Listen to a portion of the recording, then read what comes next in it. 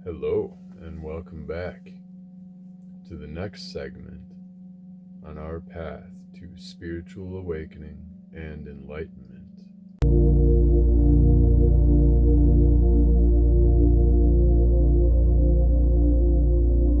Hey, welcome back. Welcome to What Makes a Hater Hate. Let's talk about that today. What makes a hater hate? If that's any better. That might be better. Okay. What makes a hater hate? First, let's just call it what it is. The big J word, judgment. You may have thought I was going to say jealousy, but while that is a common feature, a common emotional feature of what provokes hating, the foundation of it all is not jealousy. It is judgment. Most surprisingly, it is originating from inner judgment of oneself. Let's break down jealousy, since we have opened it, and we can return to judgments, as that will be the glue that ties everything together. Like I had iterated, it is, after all, the foundation. Jealousy is born of comparison. When we compare ourselves to others, we are seeking to rise above any contempt we may feel for the object of comparison and place it into a category, put a label on it. This makes the object easier to control in one's mind. You may say, if we are seeking to rise above contempt, is contempt then not judgment? The attempt to place the object of comparison into a compartment is to strip it of its individuality and categorize it with other things that we have labeled as similar to it. This, in our minds, makes it less unpredictable, and we feel we have more control over it. Even if we don't have full control, or even any, it is better to believe we have some. Isn't judgment also comparison? Yes, because in order to judge something, it needs to be compared to a known thing. Since we are back to judgment, let's keep moving on that. Judgment can be of others, but oftentimes it starts with judgment of oneself. A feeling of inadequacy brought about by contempt for inner self-doubt. Self-doubt is about as deep as I'm going to dive on this one, about haters. Believe me, it goes so much deeper.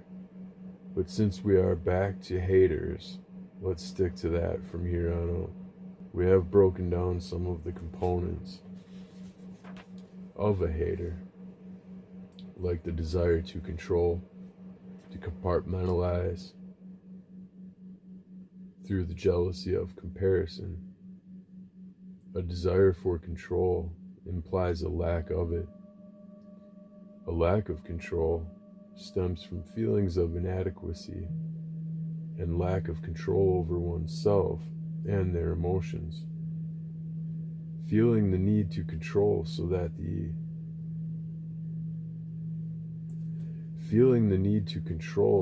their emotions remain manageable in a way they are most compatible with. This is avoidance. By compartmentalizing, they are filing it away from being front and center, where they may have to deal with it. Someone who is afraid to deal with their own emotions has no mastery over them, and suspects they may become unmanageable and revealing to the other parties. By avoiding them altogether, they maintain the facade of being in control of them.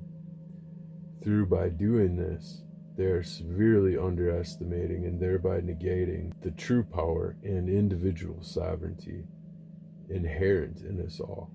This underestimation can lead to situations blowing up in their face without any control over it or themselves, because they have not practiced self-control by and through acceptance for what cannot be controlled. Having acceptance for things outside of themselves comes first from self-acceptance from within. This pairs nicely with self-doubt, and we can put them away for now, as they both have infinite depths to explore. For now, let's stick to the surface level stuff about haters. Haters gonna hate because they feel a lack of control over themselves, and as a result, the inability to control others' impression on them. Lacking emotional control over how the stimulus makes them feel, so they criticize it, making it smaller than it is, categorize it, file it away, make it into something they feel they have better understanding of, and thusly control over. A hater's hate is a red flag for a desire to control. A desire for control is a red flag for the lack of control felt from within and of themselves, and thereby the fear of losing control over the situation altogether. Haters are hiding a vulnerability.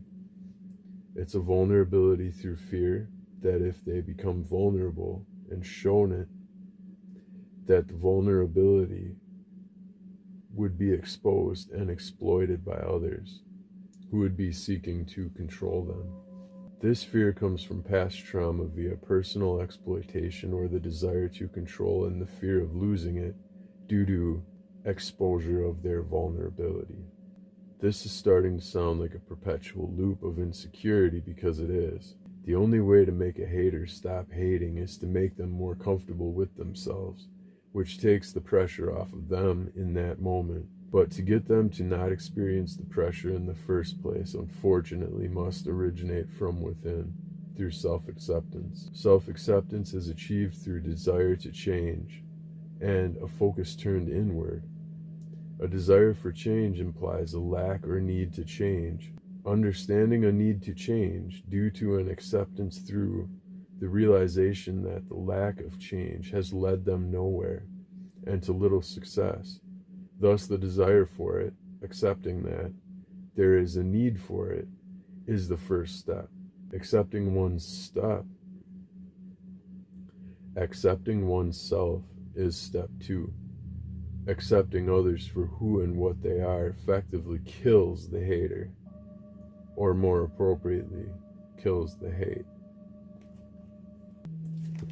Thank you for joining me for my section on haters.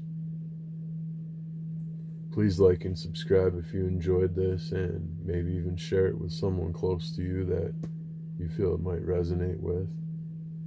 I hope this resonated for you today.